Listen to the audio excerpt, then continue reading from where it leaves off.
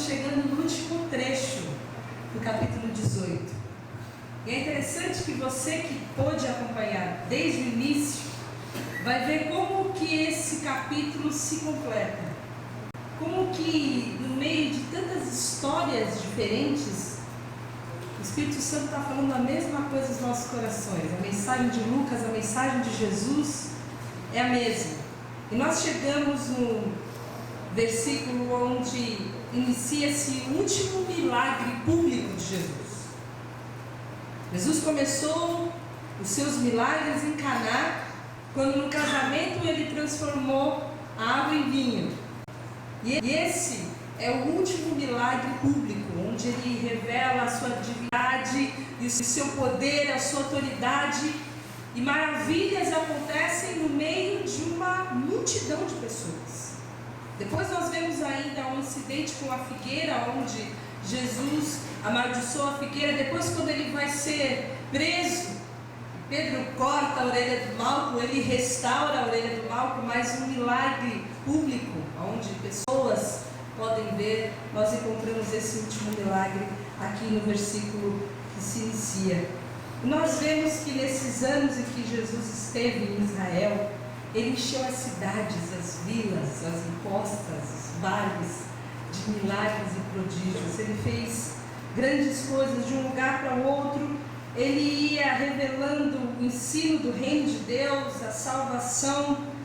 E no meio de tudo isso, no meio dos milagres e no meio de tantos prodígios, nós vemos que o intuito maior de Jesus era buscar e salvar aquilo que se havia perdido. É interessante que nós teremos dois eventos em que, antes de se iniciar aquele momento de escuridão que a gente falava na semana passada, o momento onde Jesus vai sofrer, onde ele vai ser julgado, onde ele vai ser açoitado, onde ele vai ser rejeitado, onde ele vai ser cuspido, antes desse início, ainda vão acontecer dois momentos de grande salvação, duas histórias, que elas acontecem em Jericó. E essa história que nós vemos de Bartimeu, e na semana que vem a história de Zaqueu, entram em contraste com a descrença e ódio dos líderes de Israel. Entram em contraste também com a empolgação superficial oferecida por aquela multidão inconstante que acompanhava Jesus. Eram pessoas que foram achadas, perdidos que foram achados, pródigos que voltaram para casa. Eram pessoas que foram pecadores odiados pela sociedade e contra a salvação. E um deles é um cego pedinte, um mendigo, alguém que não tinha ninguém para cuidar dele. E o outro é um coletor de impostos, que era o mais odiado por todos. Era a categoria mais odiada, era do coletor de impostos. E o Zaqueu, que nós vamos ver semana que vem, ele era chefe dos coletores de impostos. E mais tarde ainda em Lucas, nós vamos ver mais dois troféus da graça soberana de Deus, quando também dois sujeitos improváveis são salvos. Um criminoso que está sendo executado e um outro que era um centurião romano. E essas quatro últimas pessoas que estão sendo salvas, um mendigo cego, um sujeito que era odiado, um coletor de impostos, que era corrupto, que roubava e lesava as pessoas, um ladrão e um sujeito criminoso que está sendo executado da pior forma prevista pela sociedade da época, e um centurião romano. E os judeus odiavam os romanos. Eles são um lembrete de Deus, de que Deus escolhe os humildes, de que Deus escolhe os pobres, de que Deus escolhe os improváveis, de que Deus não nos salva pelos nossos méritos, de que nós não estamos aqui porque nós merecemos, porque a gente faz tudo certinho. Nós estamos aqui exclusivamente pela graça de Deus. Nós não estamos aqui nessa manhã porque tivemos uma semana de bênçãos, de vitórias espirituais, onde nós não pecamos e não, nós estamos aqui porque nós somos carentes da glória de Deus. E porque no meio da nossa dificuldade e da nossa inconstância, no meio das nossas dúvidas e no meio das nossas descrenças, o Senhor, com o seu amor, revela a sua presença nas nossas vidas. Ele olha para nós e Ele revela a sua graça, a sua misericórdia sobre nós diariamente. Não é pelo que nós somos, irmãos. A mensagem desse capítulo 18 é que nós não somos salvos pelo que nós somos salvos pela graça de Deus. E a maneira certa de nos achegarmos diante de Deus é como aqueles que não merecem. E nesse sentido, nós vemos hoje que esse cego se alinha ao publicano. E quem estava aqui nas últimas semanas lembra que na sua oração não teve coragem nem de falar nada diante de Deus. Ele batia no peito e pedia e clamava por misericórdia. Afinal de contas, ele era pecador. E esse homem de hoje, o cego, ele entra em contraste com o fariseu e também com o homem rico, que chegaram diante de Deus. E o fariseu era o cara, ele dava o dízimo, ele jejuava, ele fazia o bem. E o jovem rico, ele tinha guardado toda a lei, ele fazia tudo direitinho, mas eles confiavam em si mesmos e eles não tiveram a capacidade de reconhecer em si mesmos a necessidade que eles tinham da graça. Os fariseus e o jovem rico eram os candidatos perfeitos, enquanto Bartimeu e o Zaqueu eram os improváveis. Mas nós vemos que por meio da fé, da graça e na misericórdia é que nós somos salvos. Essa é a mensagem de Deus para os nossos corações.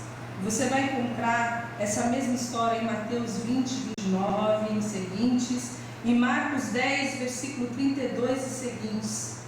E a nossa história começa dizendo o seguinte, eu acho que Luto pode me ajudar. Ao aproximar-se Jesus de Jericó, um homem cego estava sentado à beira do caminho pedindo esmola. Isso está em Lucas 18, versículo 35. E nós vamos usar Marcos 10, 46, que ele nos dá mais alguns elementos. E fala o seguinte: então chegaram a Jericó, quando Jesus e seus discípulos, juntamente com uma grande multidão, estavam saindo da cidade. O filho de Timeu, Bartimeu, que era cego, estava sentado à beira do caminho pedindo esmolas. E a primeira coisa que nós vemos na nossa história é que tinha uma grande multidão seguindo Jesus. Por quê? Em primeiro lugar, eles estavam indo para Jerusalém. Estava se aproximando o período da Páscoa, onde todos os judeus iam para Jerusalém. E eles estavam seguindo Jesus. Já são 3 anos de ministério. São 3 anos em que Jesus vinha revelando que Ele era o Cristo, Filho de Deus. Milagres, prodígios, maravilhas, ensino. O seu poder é conhecido, há um enorme interesse. E Ele está se aproximando de Jerusalém e há todo um questionamento daquela multidão: o que vai acontecer quando Ele chegar em Jerusalém? Ele vai tomar o poder dos romanos? Vai haver uma guerra civil, uma guerra religiosa. Como é que Jesus, se de fato é o Messias, vai se assentar no trono? Havia uma especulação, uma curiosidade, e essa grande multidão seguia Jesus. E há um fato que não é registrado em Lucas, que aconteceu a poucos quilômetros daqui de Jericó. Está registrado somente em João. Aconteceu em Betânia, quando Jesus ressuscitou um homem que se chamava Lázaro. E todo mundo soube que o Lázaro morreu, porque o Lázaro ficou morto 4 dias. E 4 dias depois, Jesus chega e ressuscita Lázaro. Toda aquela região está sob o impacto da notícia de que aquele homem ressuscitou mortos.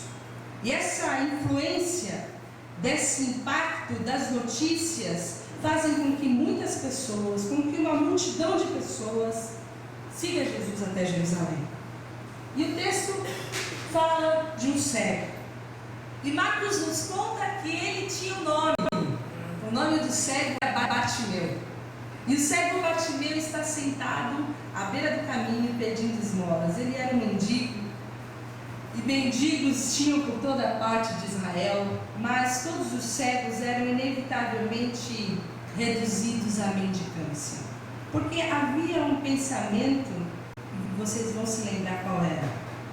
Se o sujeito era cego, ele era cego porque ele merecia. A pergunta que os discípulos fazem para Jesus em João 9 sobre um cego é a seguinte: quem pecou? Foi ele ou foram seus pais? A ideia que aquela comunidade, aquela sociedade judaica tinha era a seguinte: se o sujeito é cego é porque ele é pecador. Se o sujeito é cego, ele está marcado. Se o sujeito é cego, ele está debaixo do juízo divino. E se ele está debaixo do juízo divino, a gente não pode se meter com ele. Ele tem que sofrer o juízo divino onde? Na rua. Mendigo, jogado às traças. Esse homem que tinha uma família, esse homem que era filho de Timeu, esse homem que tinha uma casa, agora está jogado na rua, cego, carente. E essa história começa falando desse homem Bartimeu, filho de Timeu, que está sentado na estrada perto de Jericó. E a palavra continua no versículo 36 e 37, dizendo o seguinte: que esse cego, quando viu a multidão passando, ele perguntou o que estava acontecendo. Disseram: Jesus de Nazaré está passando. Todos os dias eram dias de escuridão para Bartimeu. Todos os dias ele tinha a mesma cena, escuridão total. E ele ia acompanhando o que estava acontecendo por aquilo que ele ouvia, certo? O fluxo era maior de pessoas naquela época porque todos estavam indo para Jerusalém. Mas de repente, ele ouve um alvoroço vindo de lá de longe. E esse alvoroço de gente vai se aproximando. É uma multidão de pessoas. Era Jesus de Nazaré que estava passando. Ele pergunta: que barulho é esse? O que está acontecendo? E alguém fala: é Jesus de Nazaré. E é um tipo de identificação bem comum. É como se alguém dissesse a Elise de Santos. Não tem uma identificação dessa? A Robertinho de Santos. É Jesus lá de Nazaré. E é uma coisa muito interessante que acontece aqui, porque o cego que não via conseguiu ver em Jesus o que aquelas pessoas que viam com seus olhos naturais não puderam ver. Porque o texto diz que ele se pôs a gritar: Filho, Jesus, filho de Davi, tem misericórdia de mim. Tinham falado para ele que era Jesus de Nazaré. Mas algo aconteceu no coração daquele homem, que clamava, que gritava, que no topo e no auge das suas cordas vocais, dos seus pulmões, ele clamava, no meio daquele barulho, daquela suplicação, milhares de conversas, ele queria ser ouvido. Essa era a angústia, esse era o desespero, essa era a única, a última oportunidade daquele cego. E ele começa a gritar: Jesus, filho de Davi, tem misericórdia de mim. E há uma coisa muito interessante, porque filho de Davi é um título messiânico. Nós já estamos acostumados a ouvir Jesus, filho de Davi. Mas naquela época, quando alguém se referia ao filho de Davi, eles estavam se referindo à promessa que Deus fez a Davi em 2 Samuel 7, versículos 12 a 14. E a promessa que Deus fez a Davi foi a seguinte: quando a sua vida chegar ao fim e você descansar com os seus antepassados, escolherei um dos seus filhos para suceder, um fruto do seu próprio corpo. E eu estabelecerei o reino dele e firmarei o trono dele para sempre. Eu serei seu pai e ele será meu filho. Eu o punirei com o castigo dos homens, com açoites aplicados por homens. Deus tinha prometido a Davi que o Messias, o ungido, aquele que sofreria e seria punido com o castigo dos homens, que seria açoitado pelos homens, cujo reino seria firmado para sempre. Esse homem, esse ungido, esse Messias, que traria salvação não só para os judeus, mas para toda a humanidade, seria descendente de Davi. E quando você começa e você procura nos evangelhos, o início dos evangelhos, você vê que eles começam com a genealogia. Eles começam a provar que aquele bebezinho, o menino Jesus que começam a falar agora a partir do início do Natal, de dezembro, ele era da linhagem de Davi. E para que não tivesse dúvida, a mãe Maria era da linhagem de Davi. E José também era, você vê isso em Lucas 2, versículo 4. E Zacarias, quando profetiza sobre Jesus, profetiza que esse seria o Messias, seria o filho de Davi. Jesus Cristo era de fato o Messias prometido. Em Jesus se cumpriu a profecia de 2 Samuel. Milhares e milhares e milhares de dias, de semanas, onde cada dia aquela sociedade estava esperando a manifestação do Messias. E Jesus aparece. E aqueles homens não puderam reconhecer que ele era ungido, que ele era o Messias, que ele é quem poderia trazer a salvação para a humanidade. Ele seria o Redentor de Israel, o Rei ungido. Mas aquele cego, no meio do seu isolamento, da sua obscuridade, da sua pobreza, da rejeição e do desprezo que ele sofria, aquele sujeito que era a escória da sociedade, ouve que tem alguém se aproximando. E algo acontece no seu coração. Ele tem certeza que Jesus é o filho prometido a Davi. E nós aprendemos 2 coisas sobre esse cego. A primeira coisa é que o cego o vê Jesus da maneira que ele realmente é. É cego. Ele não sabe se Jesus está vestido com vestes reais. Ele não sabe se Jesus está se aproximando, está se segurando no cetro. Ele não sabe se Jesus vem acompanhado de um séquito, de uma corte real. Não sabe que Jesus está sentado num trono móvel, mas ele sabe que quem se aproxima é Jesus, o Rei dos Reis.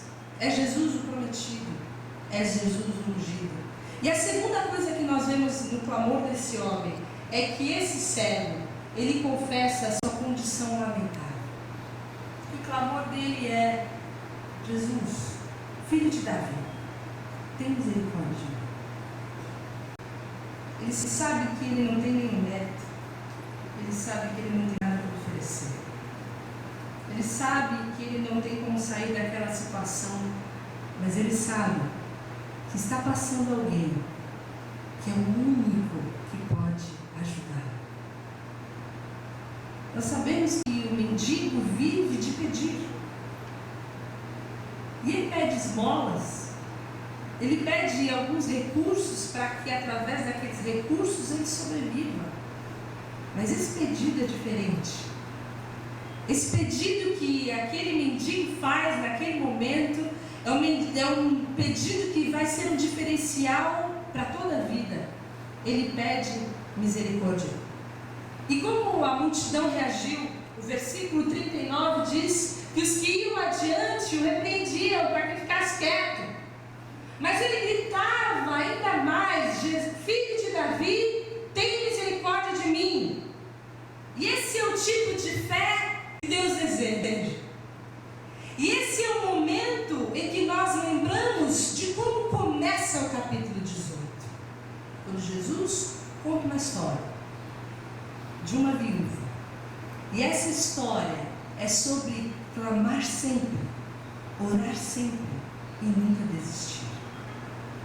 E esse é a revelação, é a aplicação prática da lição que Jesus tinha dado no início do capítulo sobre alguém que, mesmo sendo abafado, mesmo sendo constrangido, mesmo sendo repreendido para que ele ficasse quieto, ele grita ainda mais.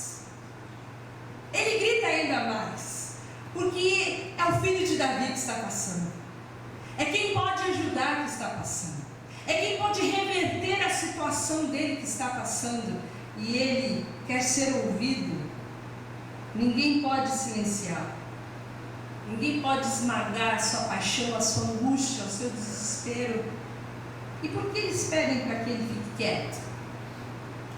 Nós encontramos aqui mais uma conexão dentro desse capítulo com o mesmo sentimento que havia quando os discípulos queriam afastar as criancinhas de Jesus. Vocês se lembram?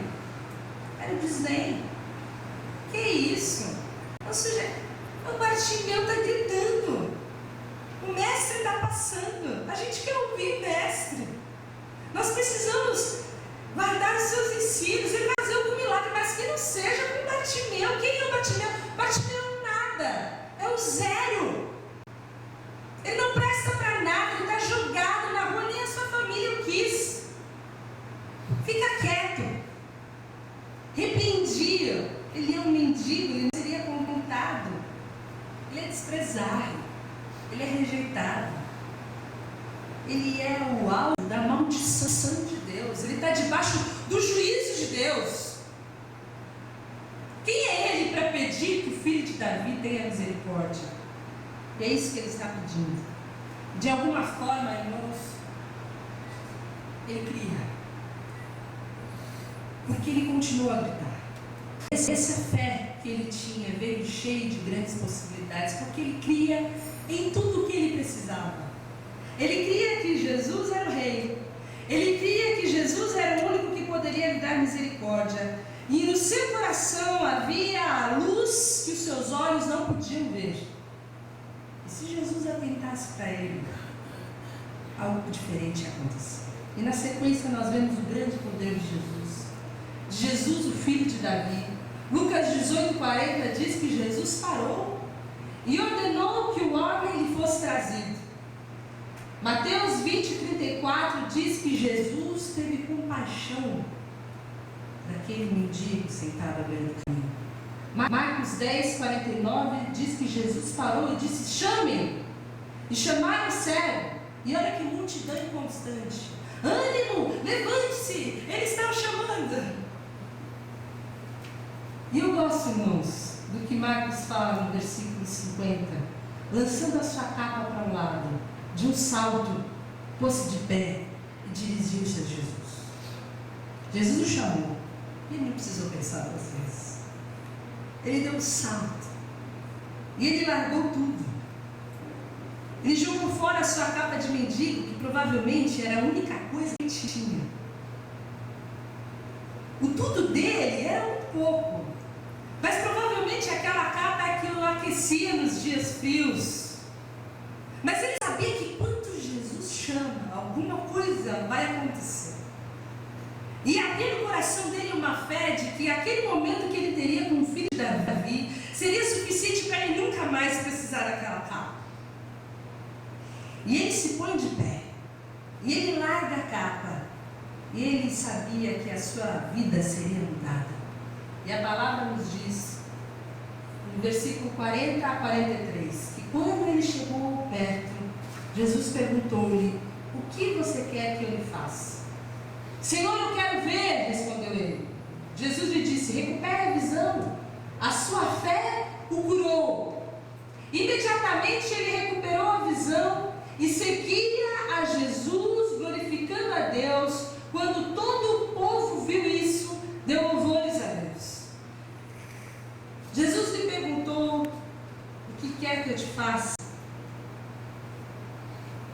O Rei dos Reis, o Senhor dos Senhores, oferecendo para cumprir o desejo de um mendigo, a escolha da sociedade naquela época. Isso é misericórdia e isso é graça. E o versículo 42 deve ser interpretado de uma outra maneira, porque a tradução original diz: a tua fé te salvou. Nós já vimos isso outras vezes, porque o verbo usado é o iaumai, que significa curar, mas é o sozo, que é a palavra usada no Novo Testamento para salvar. Jesus olha para aquele homem e fala: recupere a sua visão. A tua fé te salvou. Ele não precisava de fé para ser curado, mas ele precisava de fé para ser salvo. E o que fez aquele homem ser salvo foi reconhecer a sua condição lamentável e reconhecer que Jesus Cristo era o Filho de Davi e que Jesus Cristo tinha misericórdia suficiente para ele. Então ele foi curado e depois ele foi salvo. E a prova de que ele foi salvo é que ele o seguiu. A prova de que ele foi salvo é que ele o glorificou. E eu não consigo imaginar a alegria daquele Bartimeu subindo junto para Jerusalém, porque a palavra fala que ele seguiu. Ele seguiu a Jesus, glorificando a Deus. Ele acompanhou, ele foi falando para todo mundo, a vida dele agora era transformada, ele não era mais um mendigo miserável, rejeitado e desprezado, ele já não estava mais debaixo do juízo divino, mas ele tinha sido alcançado pela graça e pela misericórdia de Deus. Quando Jesus nos chama, ele nos restaura. Amém, Jesus. Ele muda a nossa história, ele muda a nossa identidade. Ele faz de nós pessoas novas e faz de nós seus seguidores e adoradores. E foi isso que aconteceu com aquele homem. E foi algo tão deslumbrante, tão notório, tão impressionante, que aquela multidão deu louvores a Deus. E não é porque eles criam que Jesus era o Filho de Davi. Eles deram louvores porque eles reconheciam que era um milagre. E nós aprendemos algumas lições com esse cego que viu a salvação, com esse cego que viu além do que os olhos naturais poderiam ver. E a primeira delas, irmãos, é que a verdadeira fé reconhece em Jesus o Messias, o Salvador. E nós vivemos um tempo onde as pessoas começam a falar um pouco mais de Jesus, não é? Não sei se já começaram, mas começam agora os comerciais de Jesus, falando de luz. Todo mundo começa a falar de paz, de amor, de fraternidade. As pessoas se cotizam de uma maneira generalizada para ajudar o próximo. Passam o ano inteiro com uma vida egoísta, centralizada, mas em dezembro as coisas mudam, as cortinas se abrem no coração das pessoas. E todo mundo começa a falar do menino Jesus. E todo mundo conhece Jesus. Afinal de contas, ele dividiu a história da humanidade. Não há quem não conheça Jesus. Mas a verdadeira fé não é conhecer Jesus de Nazaré.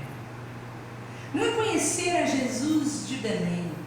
A conhecer Jesus que é filho da Maria, Jesus que foi visitado pelos 3 reis magos. Não é isso. A fé, a verdadeira fé que pode trazer salvação, é a que reconhece que Jesus Cristo é o Messias. É a fé que fez com que aquele Bartimeu não falasse que ele era o de Nazaré, mas que ele era Jesus, o filho de Davi, que ele era o prometido e que ele era o ungido. E essa promessa de salvação, esse único modo, esse único meio de salvar-se, só pode ser encontrado em Cristo Jesus. Enquanto as pessoas não olham para Jesus como o caminho, a verdade e a vida, e a única maneira de se conectar com o Pai, eles não podem dizer que eles têm fé. Mas aquele homem Bartimeu, aquele homem obscurecido em sua mendicância, em sua pobreza, em seu desespero, ele teve fé para ser salvo. Jesus disse para ele: a tua fé te salvou. E a verdadeira fé, em segundo lugar, é um veículo da graça pela misericórdia. A verdadeira fé reconhece que nós não somos salvos por qualquer coisa boa que nós venhamos a praticar. E isso é difícil da gente compreender, não é verdade? É difícil. Parece que nós sempre relacionamos e categorizamos as pessoas por aquilo que elas fazem, quando na verdade nós somos salvos pela graça de Deus. E ninguém que nunca reconhece que precisa precisa ser salvo vai encontrar o caminho da graça. Porque aquele que se justifica não precisa da justificação obtida pela cruz, pelo sangue de Jesus.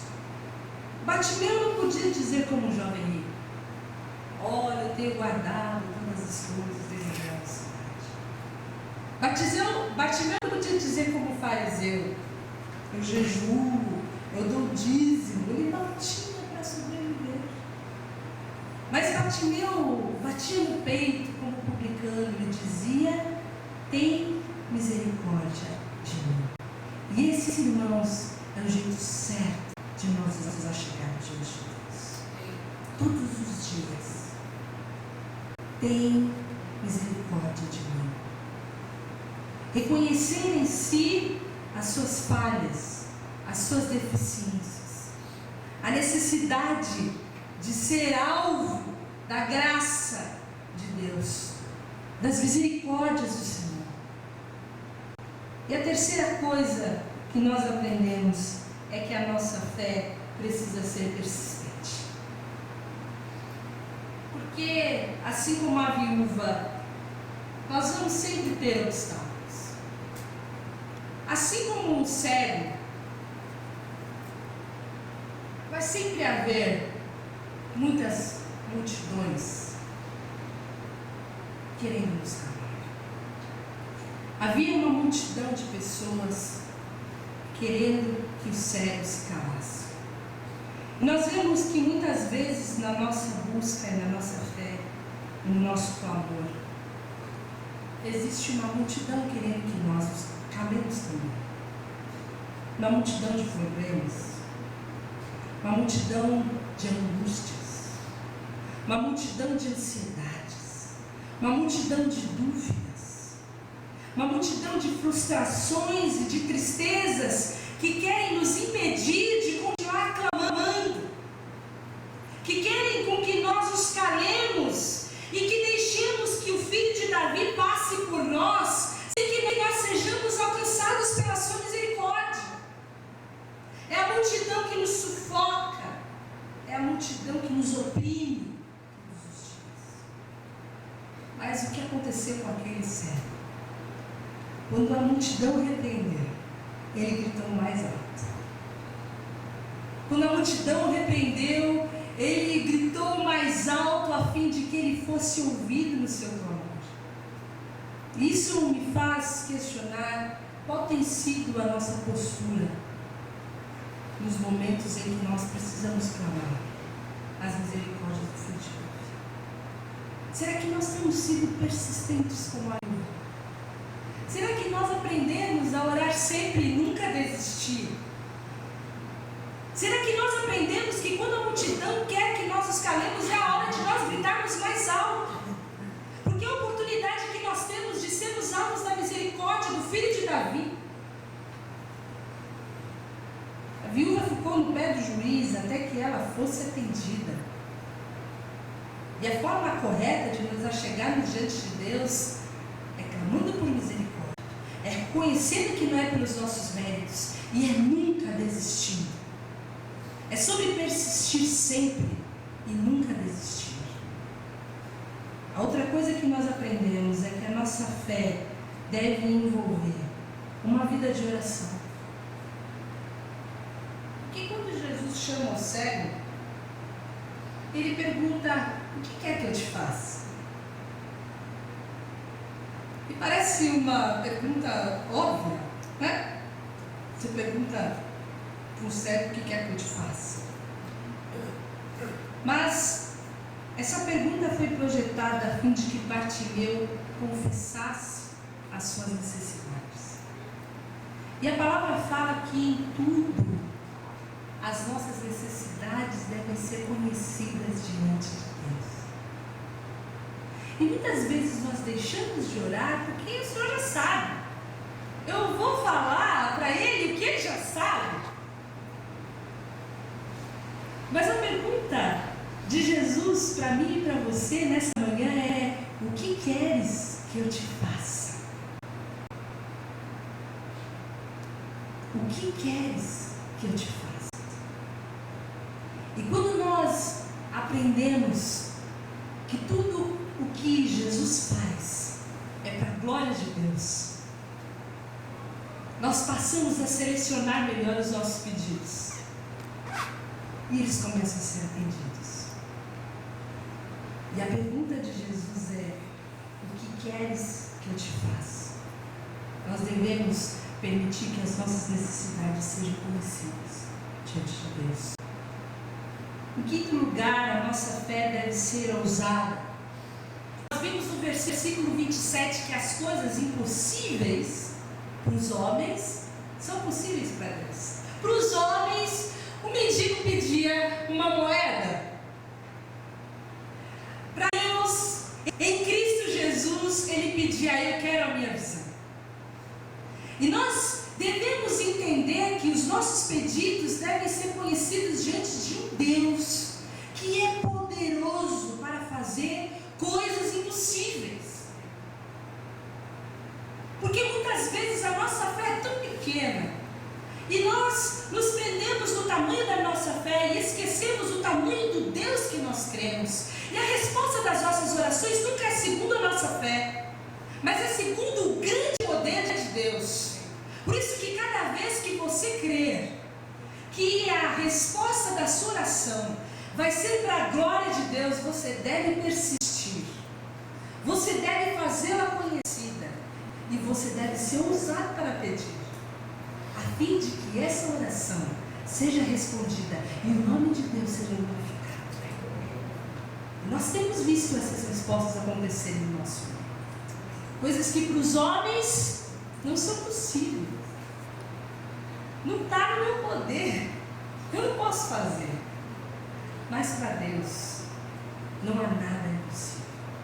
É o grande poder de Deus. A nossa fé deve resultar em glória a Deus por sua resposta.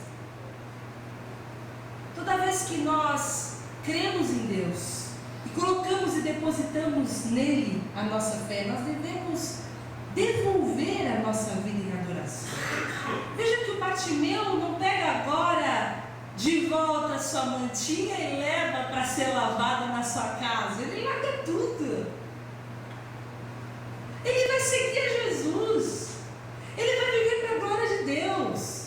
Ele vai viver glorificando a Deus, dando louvores a Deus. E a marca da verdadeira fé é que a pessoa que foi salva, alcançada pela graça de Deus, dá glória a Deus, inicia uma vida seguindo a Jesus, inicia uma vida de adoração, inicia uma vida onde não se tem dois senhores, mas se tem um Deus exclusivo, e para Ele é que eu vou dedicar toda a minha vida. A nossa fé deve envolver uma resposta de glória a Deus. A nossa fé também, irmãos, envolve renúncia. Sempre. O jovem rico não creu dessa maneira. A fé que ele tinha para conquistar a vida eterna era com base naquilo que ele podia praticar e não com base naquilo que ele deveria deixar. E ele vai embora triste. Nós perguntamos: o que eu posso tudo? O que eu deixar tudo? E o que eu renunciar tudo? O tudo para aquele cego era um manto fétido, velho, de um mendigo que não tinha como fazer a sua higiene adequada. Mas ele deixou. Esse manto me lembra do pecado, de algo que nos envolve, que nos aquece, que nos mantém seguros no meio da nossa mendicância, da nossa cegueira espiritual. Algo que nos envolve quando nós estamos lá, longe de Cristo. E como é difícil deixar o manto. Como é difícil largar tudo. O jovem rico não pôde largar porque ele tinha coisas grandiosas, riquezas incalculáveis. Os discípulos que decidiram seguir a Jesus deixaram tudo. E o cego, quando a luz de Cristo brilhou em seu coração. Ele se levantou. Ele deixou tudo. E ele seguiu a Jesus. E nunca mais precisou voltar. E às vezes nós estamos ouvindo o Senhor chamar. Nós estamos tão quentinhos com a capa, tão envolvidos nessa situação de pecado. É um lugar sujo, é uma condição ruim, é uma condição de desprezo. É um lugar reconhecidamente improvável para que alguém pudesse ser salvo, alguém possa ser salvo. Mas é tão difícil se levantar. É tão difícil sair dali. É um lugar seguro. E eu entendo, irmãos, quando Jesus passa, e quando nós reconhecemos a nossa miserabilidade, a nossa condição, e se há em nós a fé suficiente para entender que não há como sermos salvos senão por meio dele, a nossa postura não deve ser outra senão nos levantarmos e deixar e deixar essa vida antiga, deixar que os resquícios de uma vida sem Deus, de uma vida de pecado, seja trazida e conduzida para uma nova vida e uma nova caminhada. O velho fica para trás e tudo se faz novo em Cristo Jesus. A nossa fé deve envolver renúncia. E a pergunta que Jesus faz para nós, irmãos, é o que nós queremos, o que nós precisamos que Ele faça. E se você tem fé que o Filho de Davi está aqui, você pode pedir, mas peça com fé, peça crendo que Ele é poderoso para responder e fazer coisas impossíveis. Seja persistente. Não se cale quando a multidão te oprimir. Clame mais alto. Porque você vai ser salvo. Porque a sua visão vai ser recuperada. E nós devemos caminhar, como nós cantamos no início, crendo que milagres podem acontecer. Milagres acontecem todos os dias, irmãos. O Filho de Davi está entre nós. O Filho de Davi está passando. E se você não ouve o alvoroço, se você não percebe o fluxo aumentando, peça que o Espírito Santo revele ao seu coração, a fim de que você seja atendido em tempo oportuno. Porque essa oportunidade o cego não deixou passar. E nós não devemos deixar passar a nossa também. Vamos clamar, vamos pedir, vamos insistir, vamos entrar na presença do Senhor da maneira correta, reconhecendo a nossa condição diante de Deus. E nós vamos achar misericórdia. Amém? Vamos orar. Senhor, nós te agradecemos, porque o Senhor é o Filho de Davi, que tem misericórdia de nós, porque nós temos tanto a clamar, Senhor, nós estamos tantas vezes oprimidos e repreendidos, e a nossa fé é tão pouca que não conseguimos encontrar o teu grande poder. Mas essa manhã nós somos estimulados por um cego que foi alvo da tua graça, a fim de que nós continuemos a nossa jornada clamando mais alto, persistindo e nunca desistindo. E nós clamamos, Senhor, que no nome de Jesus a tua graça seja revelada aos nossos corações, o teu amor seja revelado aos nossos corações, que nós, ao invés de vivermos a nossa vida aquecidos pelo pecado, possamos viver aquecidos pela tua presença, a fim de deixar a nossa vida, a fim de deixar o nosso velho homem, a fim de deixarmos as práticas da nossa antiga vida e vivemos em novidade de vida, vivemos seguindo a Cristo, vivemos em direção a Jerusalém, vivendo, glorificando e louvando e seguindo a Jesus. É no teu nome que nós pedimos que essa palavra seja aplicada pelo teu Espírito aos nossos corações e seja vida em cada um de nós, em nome de Jesus. Amém. Andava perdido, sem te encontrar.